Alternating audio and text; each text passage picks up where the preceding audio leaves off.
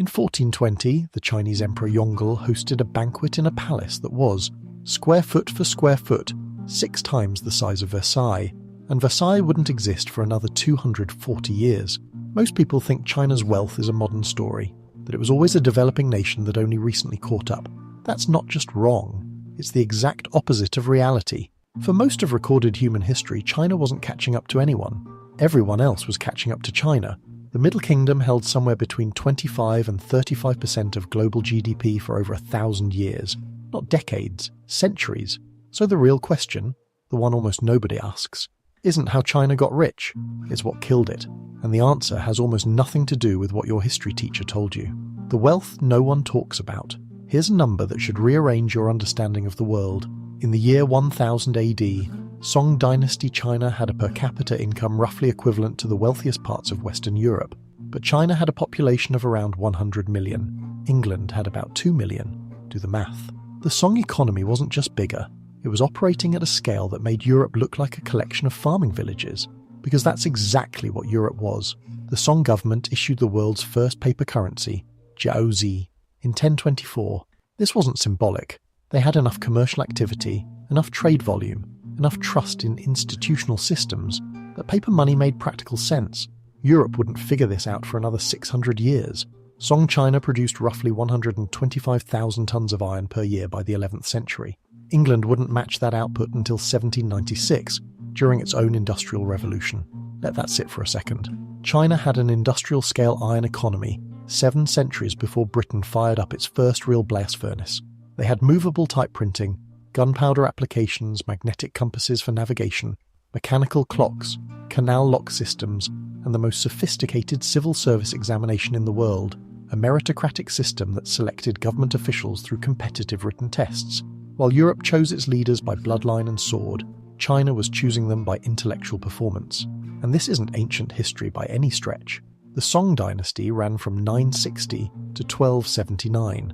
That's contemporary with the Crusades. While Richard the Lionheart was struggling to take Jerusalem with a feudal army that could barely coordinate logistics, the Song were managing a fiscal state with standardized taxation, commercial shipping insurance, and joint stock investment structures in maritime trade. So how does a civilization this far ahead, this dominant, end up being carved apart by European colonial powers within a few centuries? The standard Western story says, Europe innovated, China stagnated, the Enlightenment happened, science happened, capitalism happened, and the East simply fell behind because it refused to modernize. That story is comfortable, clean, and dangerously incomplete. The Ming trap. The Mongol conquest of China in 1279 broke the Song system. When the Ming Dynasty reclaimed China in 1368, they didn't just rebuild, they overcorrected, and that overcorrection became a slow-moving economic suicide. The first Ming emperor, Zhu Yuanzhang, was a former beggar, a man who had starved, watched his family die of famine, and clawed his way to the throne through peasant rebellion. His worldview wasn't shaped by economic theory, it was shaped by trauma. He distrusted merchants, distrusted cities, distrusted mobile wealth of any kind. His ideal society was agrarian, farmers tied to land, paying grain taxes, staying in place. Commerce was tolerated, barely. And the institutions he built reflected that paranoia. He froze the tax system. The Ming land tax assessments were locked to population and acreage figures from the 1380s, and never meaningfully updated for over 2 centuries. As the economy grew, as internal trade expanded, as new land was cultivated, the government's revenue base stayed bolted to 14th century data. Imagine running a modern country on tax records from 1824. That's what the Ming did, and they did it on purpose. The fiscal starvation this caused was staggering. By the mid-1500s, the Ming state was collecting tax revenues that represented perhaps 3 to 5% of GDP. For comparison, the Song dynasty had extracted closer to 15 to 20%. The Ming didn't lose territory, they didn't lose population, they lost the ability to fund themselves. And here's where it gets quietly devastating. A state that can't fund itself, can't maintain infrastructure, can't defend borders properly, can't invest in the kinds of large-scale projects, canals, dikes, granaries, roads that held the empire together. The Ming Grand Canal, which connected North and South China and served as the circulatory system of the entire economy, slowly deteriorated because maintenance budgets kept shrinking. They were the richest civilization on Earth, running a government that couldn't afford to fix its own roads. This wasn't decline through invasion or disaster. This was decline through administrative choice. The dynasty chose fiscal rigidity over adaptation, chose ideological purity over pragmatic governance, and the cost was invisible for decades until it wasn't. The silver addiction. Now here's where the global economy enters the picture, and where China's story becomes a warning that echoes into the present. By the early 1500s, China had effectively abandoned paper money after a series of hyperinflationary disasters in the late Ming period. The government had printed jiaozi and later baochao without backing, without restraint, until the paper became worthless. Sound familiar? The population didn't trust paper anymore. The economy shifted to silver as its primary medium of exchange. Silver for taxes, silver for trade, silver for everything. But China didn't have enough silver. The mines in Yunnan produced modest amounts, nowhere near enough for an economy of 150 million people conducting daily commerce. So China became the world's largest silver vacuum. And this is the piece almost no one connects. When the Spanish conquered the Americas, they found silver, mountains of it. The Cherarico mine in Potosí, Bolivia, produced an estimated 60% of all the world's silver during the second half of the 16th century. Forced indigenous labour, the meter system, killed millions extracting it. Where did that silver go? China. Between 1500 and 1800, roughly half of all New World silver ended up in China, drawn eastward by the colossal demand of a silver-denominated economy. Manila became the hinge point. Spanish galleons carried silver from Acapulco to Manila, where Chinese merchants exchanged it for silk, porcelain, tea. This was the first truly global trade circuit, and China was the black hole at its centre, sucking in precious metal from every continent. The economy boomed. Silver lubricated trade, funded expansion, underwrote a commercial revolution in the Yangtze Delta region that made cities like Suzhou and Hangzhou among the wealthiest on the planet, but they had built their entire monetary system on a commodity they didn't control. When silver flows disrupted, and they did multiple times, the Chinese economy seized up. The first major crisis hit in the 1630s and 1640s. Spain's silver production declined as the easiest ores were exhausted. The 30 Years' War in Europe disrupted trade networks. Japan, another major silver source, restricted exports under the Tokugawa shogunate's isolationist policies. The silver stopped flowing, and China collapsed. The timing is brutal.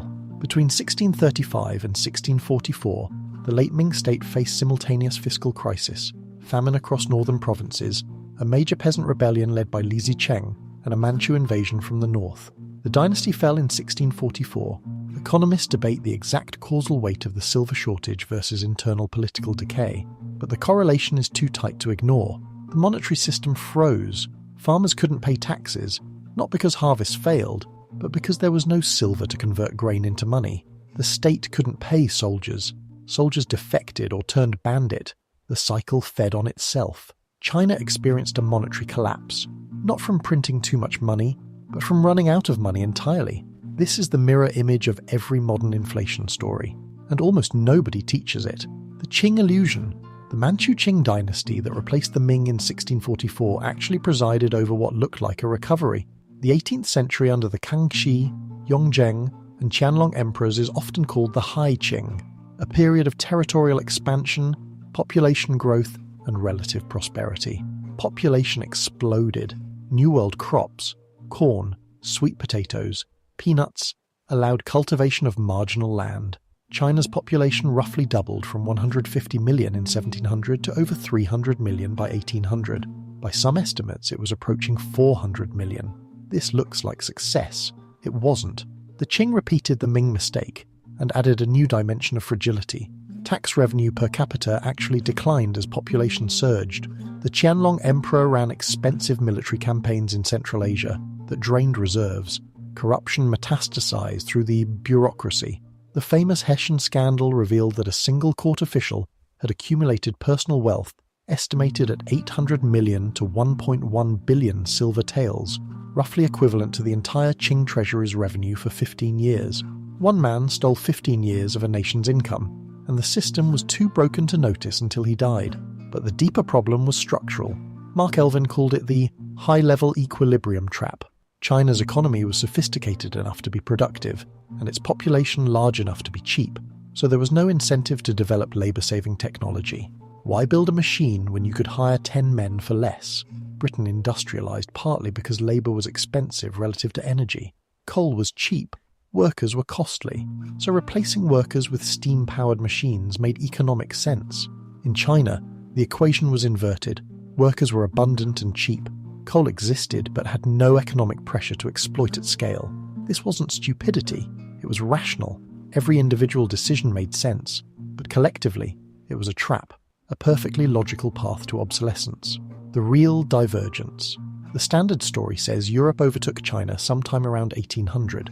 The economic historian Angus Maddison estimated that China's share of world GDP was still around 33% in 1820, larger than all of Western Europe combined.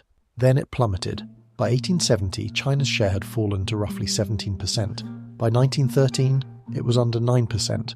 By 1950, it had cratered to less than 5%. The collapse took barely a century. What happened in that window wasn't just the Opium Wars, though those were devastating enough.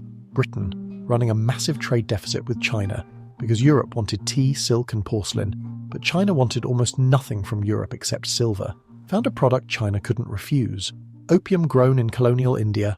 When the Qing government tried to ban the opium trade in 1839, Britain went to war to keep the drug flowing. The Treaty of Nanking in 1842 forced China to open ports, cede Hong Kong, pay $21 million silver in indemnities, and grant extraterritorial legal rights to British citizens on Chinese soil. A nation that had commanded a third of global wealth was forced to legalize a drug destroying its population, because it couldn't match the firepower of a country 1/20th its size. But the opium was a symptom. The disease was deeper. The Qing state, hamstrung by the same fiscal starvation that had killed the Ming, couldn't fund modernization even when it recognized the threat. The self-strengthening movement of the 1860s to 1890s tried to adopt Western military technology. It failed, not because the Chinese couldn't learn the technology, but because the government couldn't finance it at scale. Tax collection was decentralized, corrupt, and pathetically insufficient.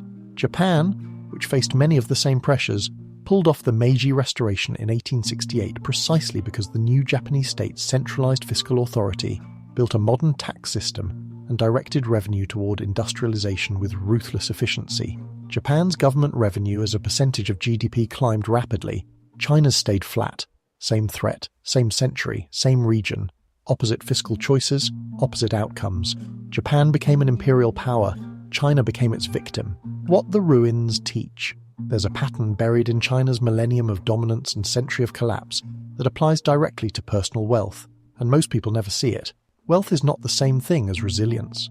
China was wealthy, staggeringly wealthy, but the institutions managing that wealth became rigid, underfunded, and incapable of adaptation. The Song dynasty was dynamic, fiscally aggressive, commercially innovative. Each successive dynasty, Yuan, Ming, Qing, grew more conservative, more suspicious of change, more convinced that stability meant locking systems in place. This is the exact arc that destroys family wealth. The first generation builds aggressively. The second consolidates. The third inherits a system designed for preservation, and that system becomes a cage. The Chinese saying, "Wealth doesn't survive 3 generations," wasn't folk wisdom. It was empirical observation at civilizational scale. The silver dependency carries its own lesson. China outsourced its monetary base to a commodity it couldn't produce or control. When external supply shifted, the entire economy buckled. Today, individuals do the same thing, building financial lives entirely dependent on a single employer, a single asset class, a single market assumption. The vulnerability isn't visible during good times. It only reveals itself in the disruption. And the high-level equilibrium trap, the most elegant concept in economic history, explains why successful people plateau. When your current system works well enough, you don't innovate. You optimize within the existing framework. You hire more people instead of changing the process. You work longer hours instead of building a different structure. And slowly, invisibly, the world changes around you, while your perfectly rational decisions keep you locked in a system that's becoming obsolete. The most dangerous position in economics isn't poverty, it's comfortable stagnation disguised as success. China had the resources, the population, the institutional knowledge and the commercial infrastructure to industrialize centuries before Britain. It didn't lack capability. It lacked the structural pressure to deploy that capability differently.